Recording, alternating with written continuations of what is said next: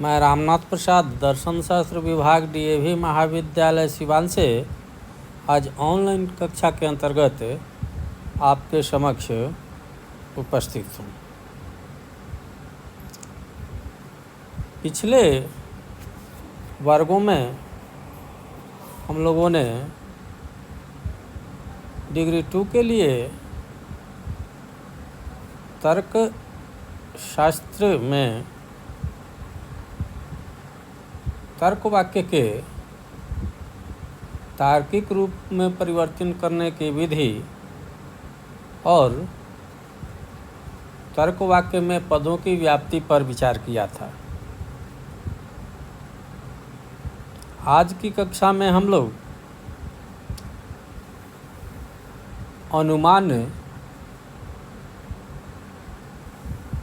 को समझने का प्रयास करेंगे और अनुमान के अर्थ और उसके प्रकारों की व्याख्या करने का प्रयास करेंगे। सामान्य जीवन में हम लोग देखते हैं कि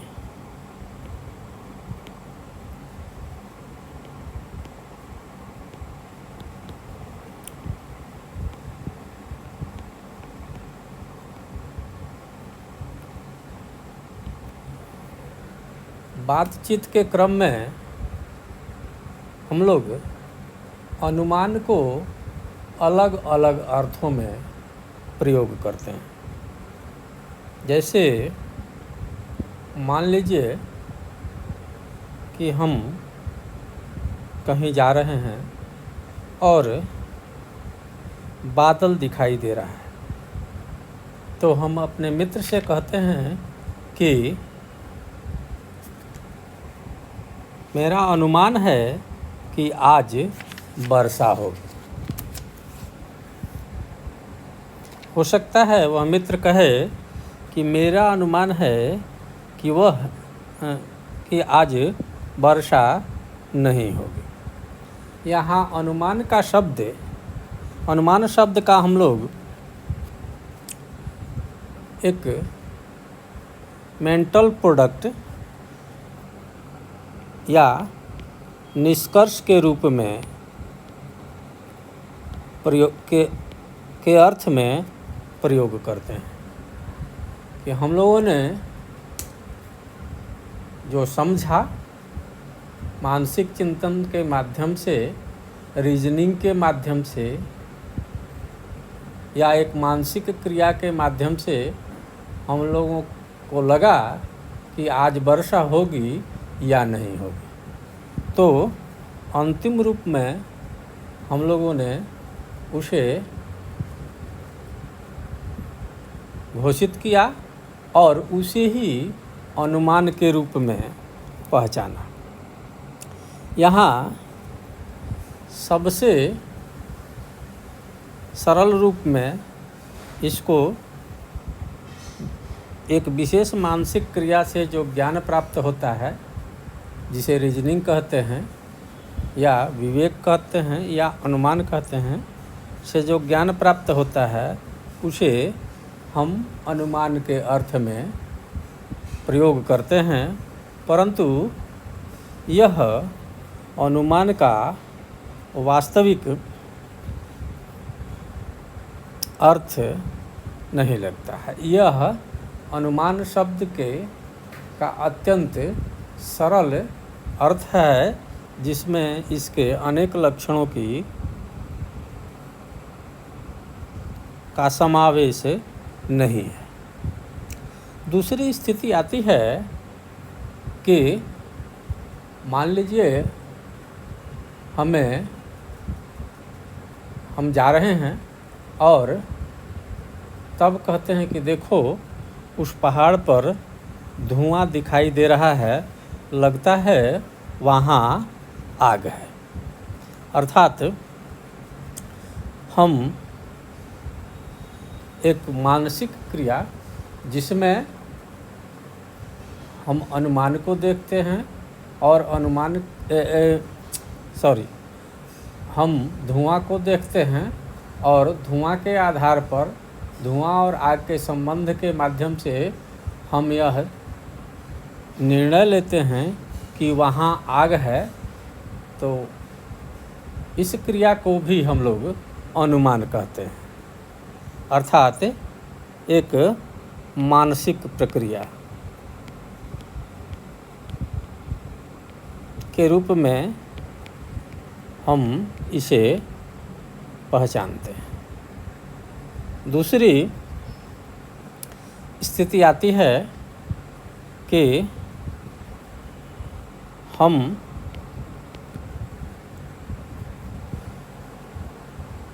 उसकी संपूर्ण व्याख्या करते हैं और कहते हैं कि चूँकि वहाँ धुआं है इसलिए वहाँ आग है, तो यहाँ हम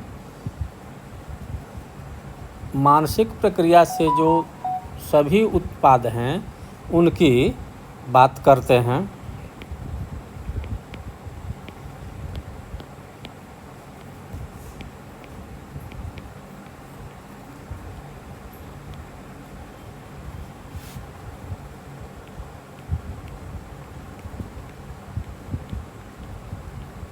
सभी अवयव जिसमें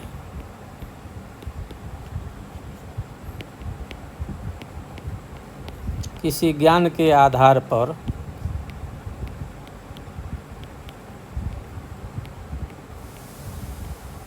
नया ज्ञान प्राप्त होता है। मानसिक प्रक्रिया एक मनोवैज्ञानिक प्रक्रिया है, इसलिए तर्कशास्त्र से इसका बहुत संबंध नहीं है, परंतु जब हम उसे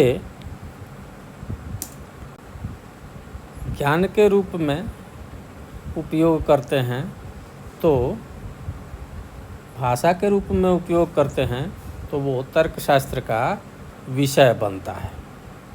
इसलिए इन्फरेंस या अनुमान को परिभाषित करते हुए कहा जाता है कि अनुमान मानसिक प्रक्रिया के सभी अवयव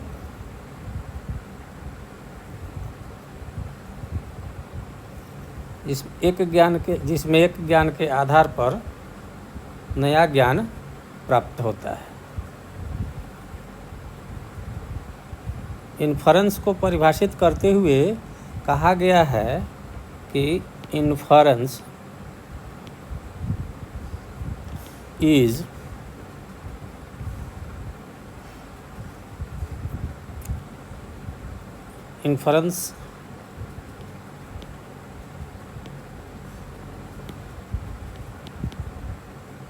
indicates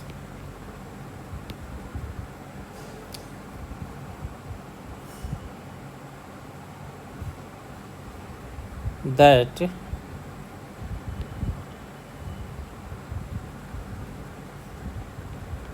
form of knowledge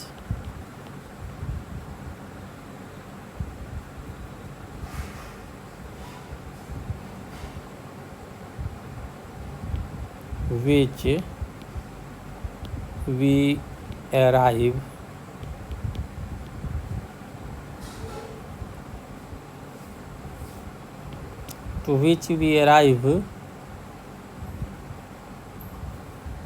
at by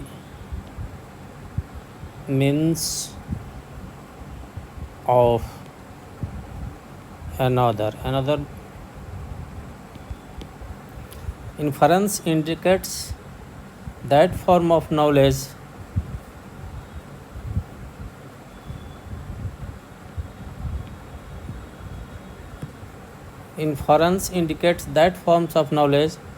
which we arrive at by means of another। अर्थात अनुमान इस प्रकार के ज्ञान की तरफ संकेत करता है जिस पर हम किसी अन्य ज्ञान के आधार पर पहुंचते हैं।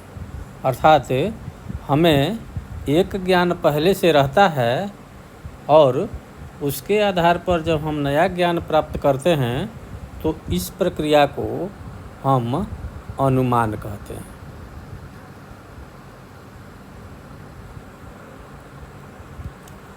इसमें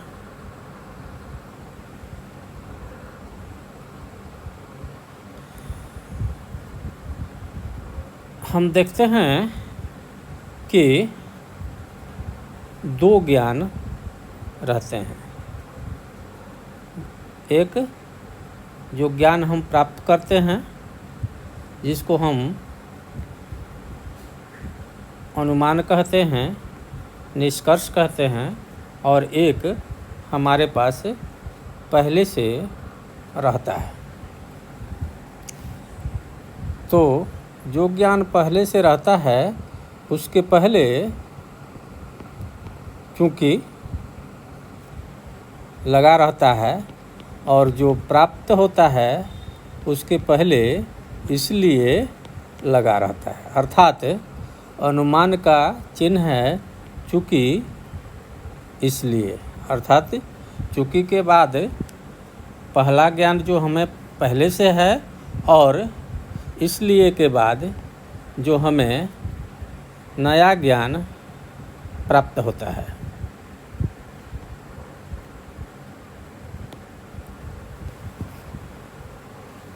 जैसे चूँकि सभी मनुष्य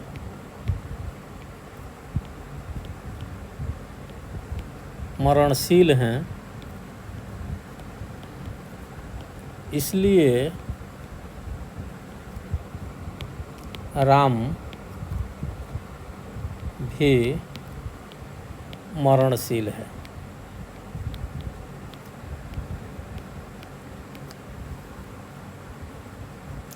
या अंग्रेजी में, या एक और उदाहरण देख लेते हैं। चूँकि पहाड़ पर धुआं है, इसलिए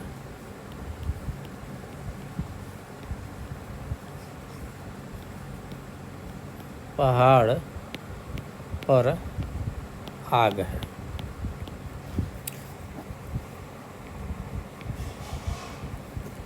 अंग्रेजी में चूँकि के लिए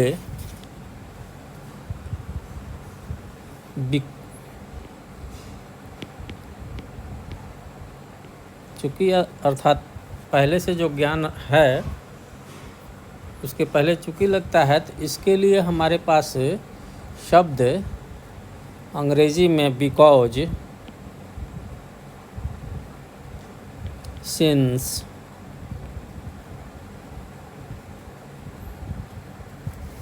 एज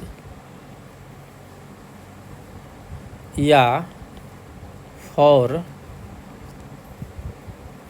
है, और इसलिए के लिए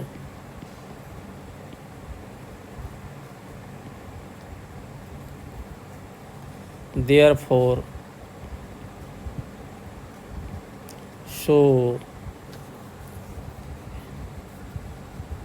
हेंस इत्यादि शब्द का प्रयोग होता है। इनको हम लोग अनुमान का चिन्ह कहते हैं।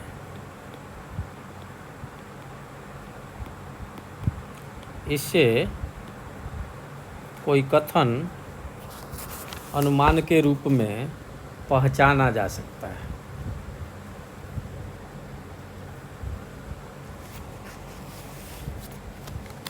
जैसे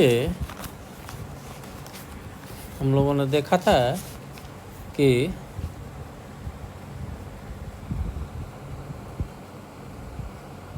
बिकॉज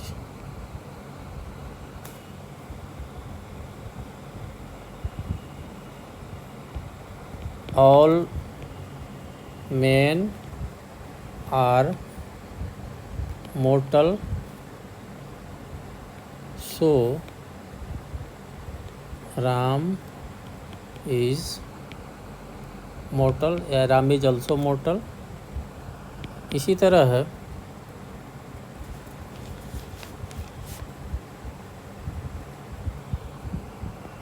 दूसरा है since Ram is innocent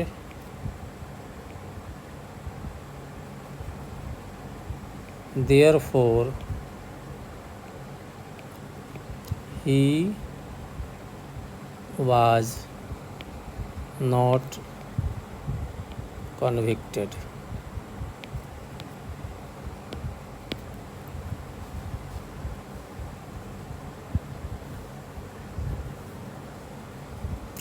As I am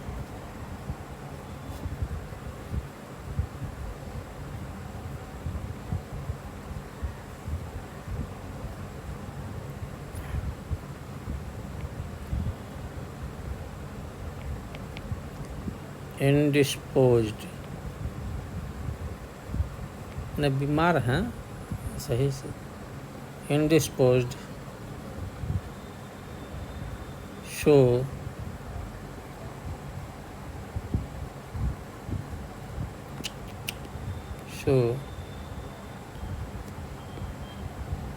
I cannot attend the class। या इसी तरह से since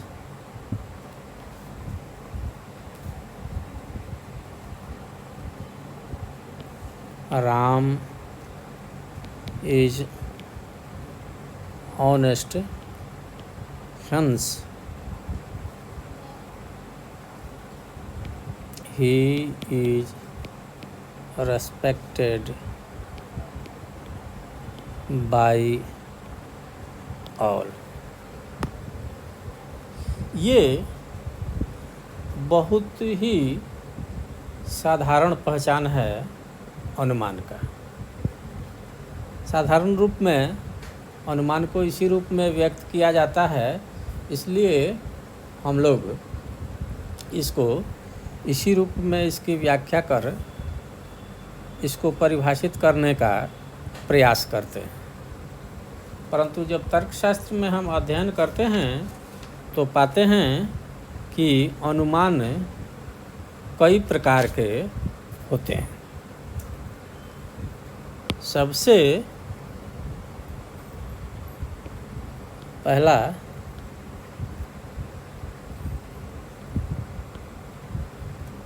प्रकार है इन्फरेंस का, इंडक्टिव इन्फरेंस।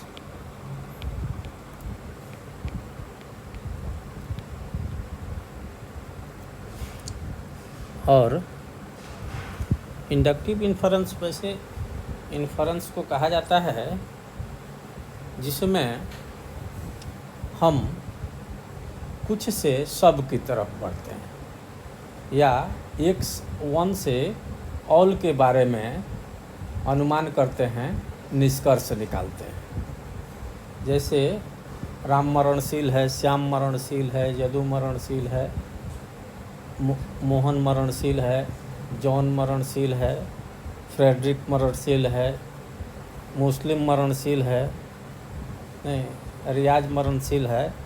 इस तरह से हम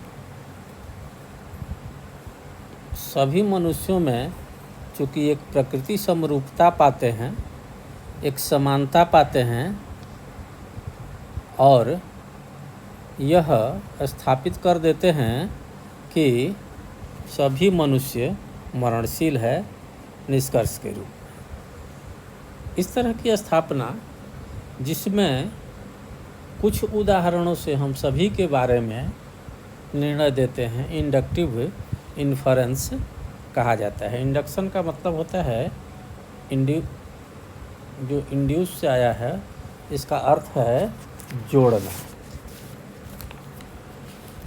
या लगाना। तो यह जोड़ कर बताता है, इंड्यूस करता है, राम को, मोहन को, जदू को, घनश्याम को, सबको एक साथ कर उनके बारे में एक निर्णय देता है। और दूसरा प्रकार होता है डिडक्टिव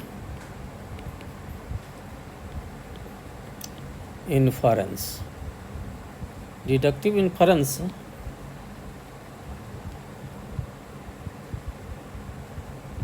में डिडक्शन होता है। डिडक्शन का मतलब घटाना, डिड्यूस करना, कम करना, अर्थात जिसमें हम लोग ऑल से सम की तरफ बढ़ते हैं। अर्थात हमारा पहला जो ज्ञान है वो ऑल के बारे में है और तब हम उससे किसी एक के बारे में या कुछ के बारे में निर्णय लेते हैं। तो ऐसे अनुमान को हम लोग डिडक्टिव इन्फरेंस कहते हैं।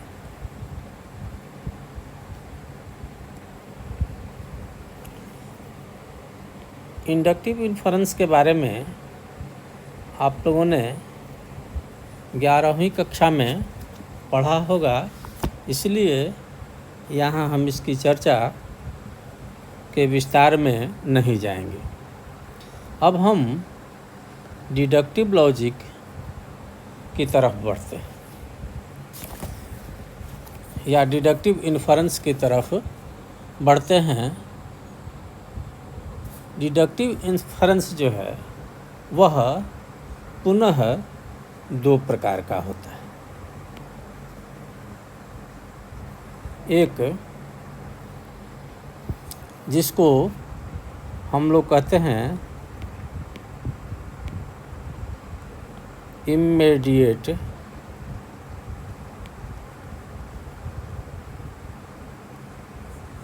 और दूसरे को कहते हैं मीडिएट इन्फरेंस। ठीक है, अर्थात साक्षात और असाक्षात। ठीक है,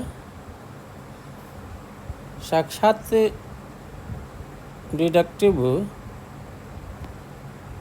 इन्फरेंस का मतलब होता है कि हम एक वाक्य से एक निष्कर्ष निकाल लेते हैं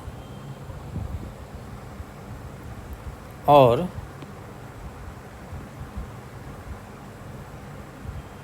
हमारा अनुमान और अनुमान की प्रक्रिया पूरी हो जाती है।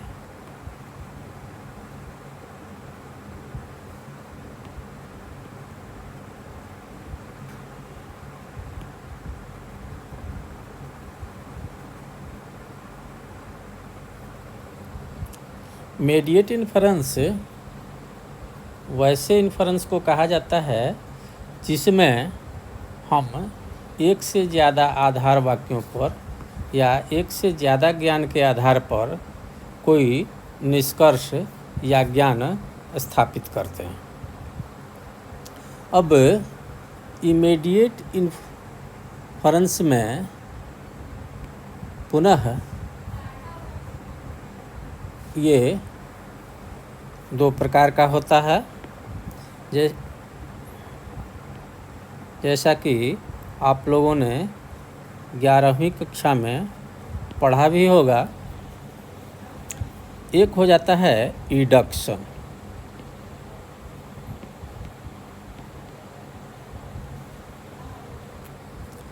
और दूसरा इन्फरेंस बेस्ड ऑन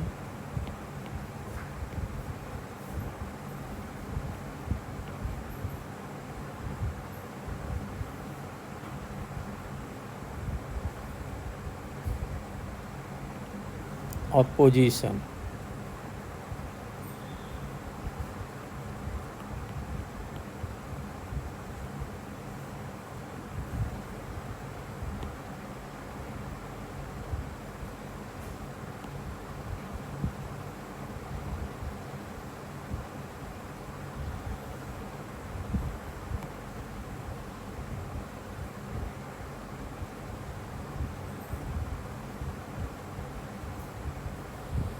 ठीक है। डिडक्शन में हम उद्देश्य और विधेय के स्थान परिवर्तन के माध्यम से निष्कर्ष निकालते हैं। हम एक आधार वाक्य से एक निष्कर्ष निकालते हैं और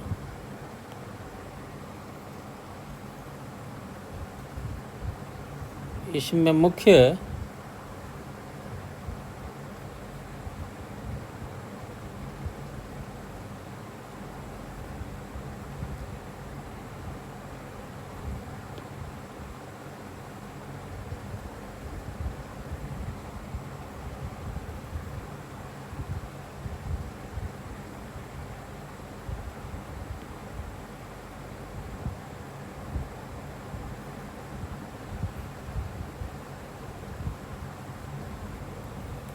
रूप से इसके 4 प्रकार होते हैं। ये हैं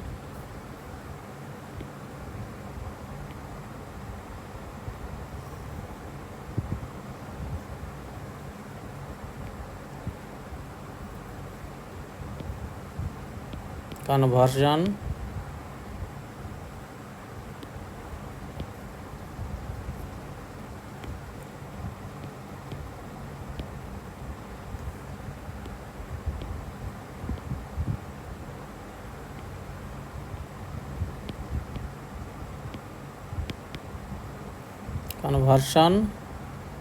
ओवर्सन, इन्वर्सन और कंट्रापोजिशन।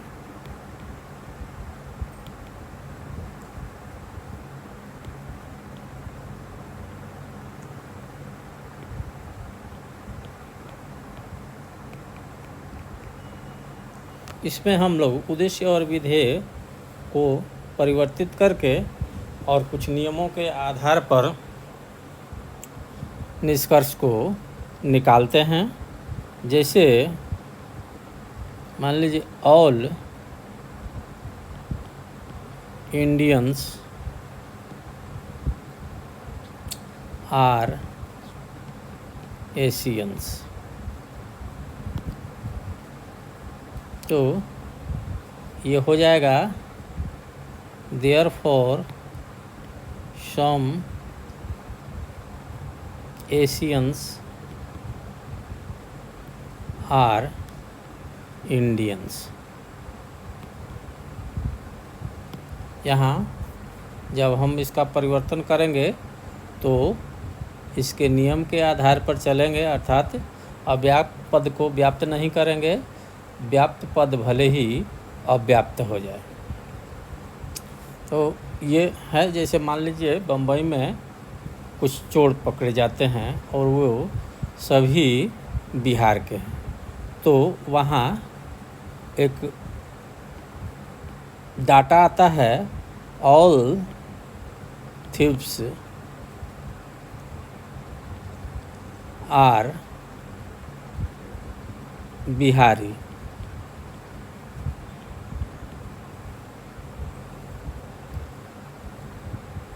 तो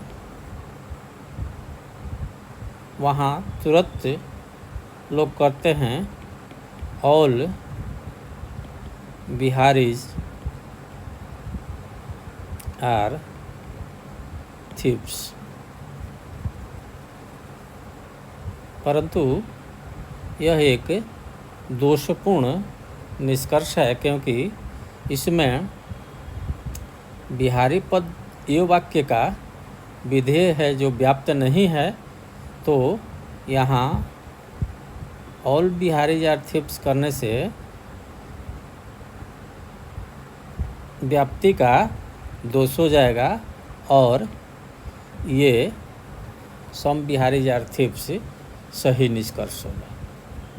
तो जैसा कि हम लोग जानते हैं कि तर्कशास्त्र सत्य ज्ञान का साधन है। अनुमान के माध्यम से हम ज्ञान प्राप्त करते हैं और ऐसा ज्ञान प्राप्त करने का प्रयास करते हैं जो सत्य हो, तो यहाँ हमने इसको सुधार कर दिया। ये कन्वर्सन का उदाहरण है। इसी तरह ओवर्सन, इन्वर्सन और कंट्रापोजिशन के उदाहरण और नियम आपने 11वीं कक्षा में पढ़े होंगे। अब हम लोग इसी तरह इन्फरेंस बेस्ड ऑन अपोजिशन में हम लोग पढ़ते हैं। जैसे 11वीं कक्षा में आप लोगों ने देखा होगा कि वहाँ अपोजिशन ऑफ प्रोपोजिशंस की बात की जाती है कि दो तर्क वाक्यों में अगर उद्देश्य और विधेय समान हों तो गुण या परिमाण के आधार पर उनमें विरोध का संबंध होता है। अगर दोनों का उद्देश्य और विधेय समान हो और गुण या परिमाण समान नहीं हो तो वैसे वाक्यों को विरोधी वाक्य कहा जाता है। जैसे ऑल मेन आर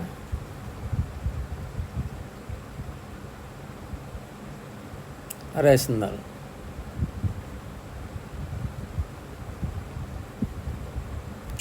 और अगर हम कहते हैं कि नो मेन आर रैशनल, तो यहाँ गुण का अंतर हो गया। तो गुण का अंतर होने पर ये दोनों विरोधी वाक्य हो गए। इसी तरह अगर हम कहते हैं सम मेन आर रैशनल,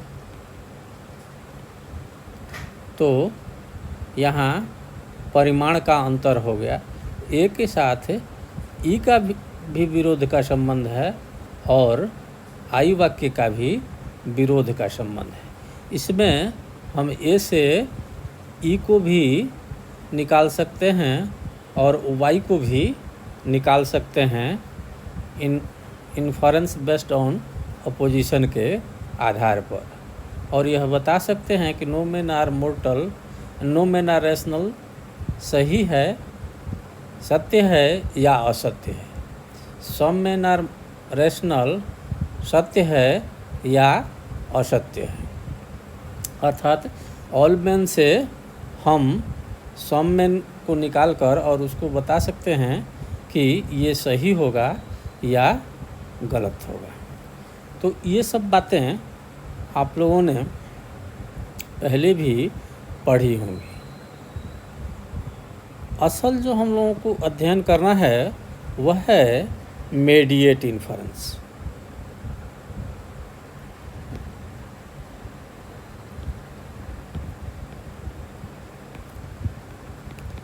इन्फरेंस ये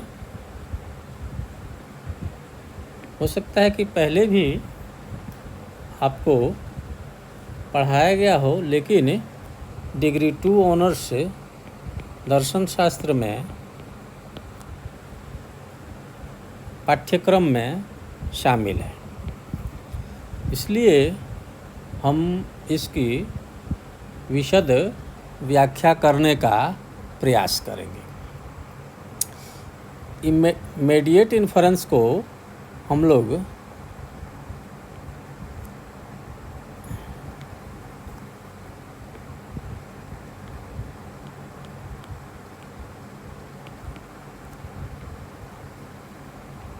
सिलोजिज्म भी कहते हैं।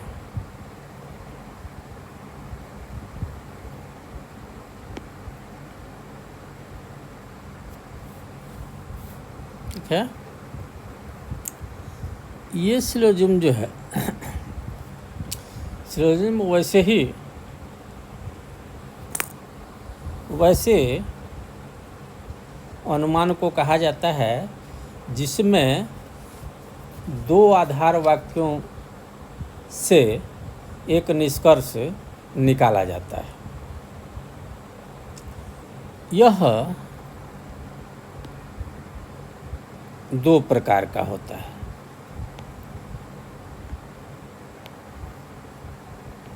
एक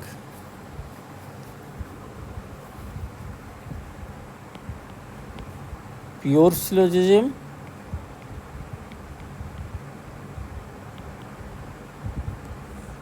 और दूसरा मिक्स्ड सिलोजिज्म।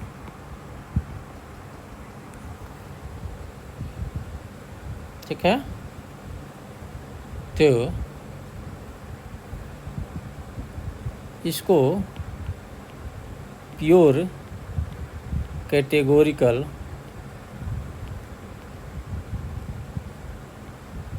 सिलोजिज्म भी कहा जाता है।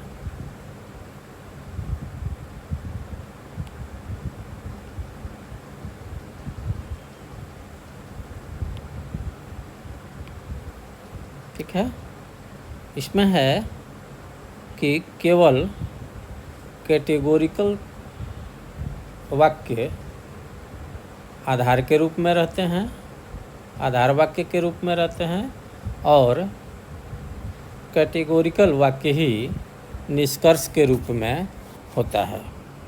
जैसे all men are mortal, Ram is man, therefore Ram is mortal. ये शुद्ध न्याय या शुद्ध निरपेक्ष न्याय का उदाहरण बनता है। मिक्स्ड न्याय 3 प्रकार का होता है। मिक्स्ड सिलोजिज्म जिसको कहा जाता है वह 3 प्रकार का होता है। एक हाइपोथेटिकल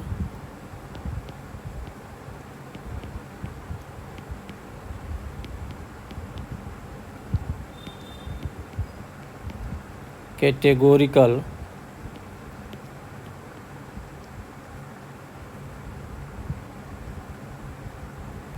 सिलोजिज्म।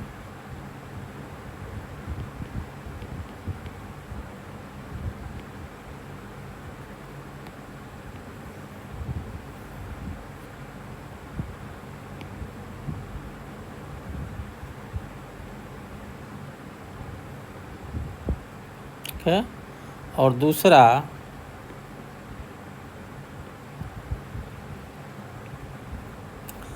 वैकल्पिक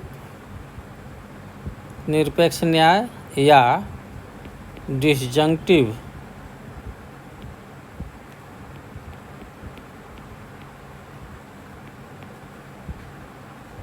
कैटेगोरिकल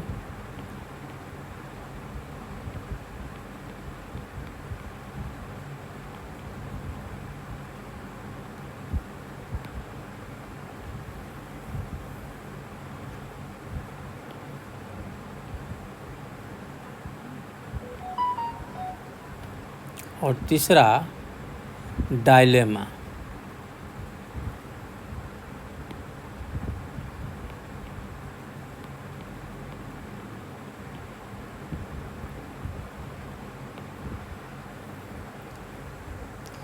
तो हाइपोथेटिकल कैटेगोरिकल सिलोजिज्म वैसे सिलोजिज्म को कहा जाता है जिसमें एक वाक्य हाइपोथेटिकल हो और दूसरा आधार वाक्य कैटेगोरिकल हो और निष्कर्ष कैटेगोरिकल हो। जैसे इफ देयर इज क्लाउड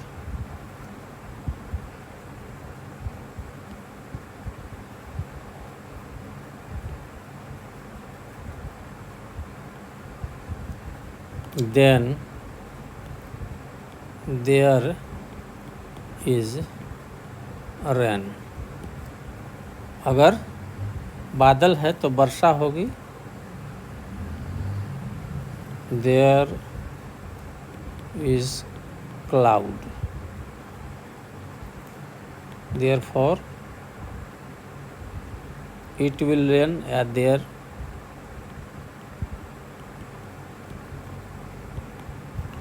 अर्थात दोनों जो आधार वाक्य हैं उसमें से एक आधार वाक्य हाइपोथेटिकल होगा और एक आधार वाक्य कैटेगोरिकल होगा।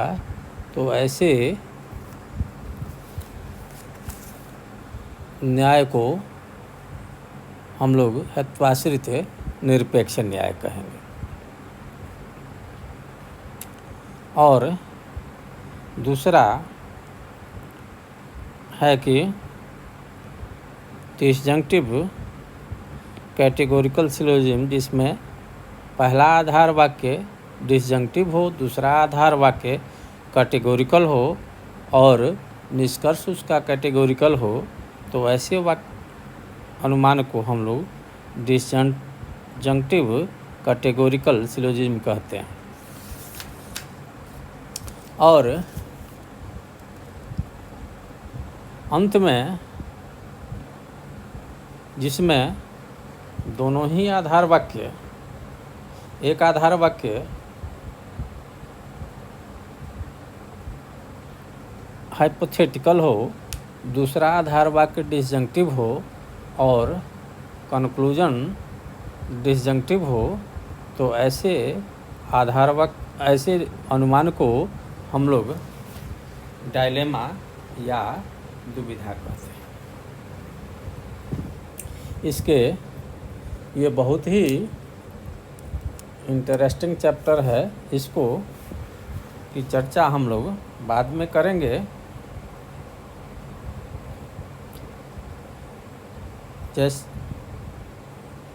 तब तक के लिए इतना ही, विदा, धन्यवाद।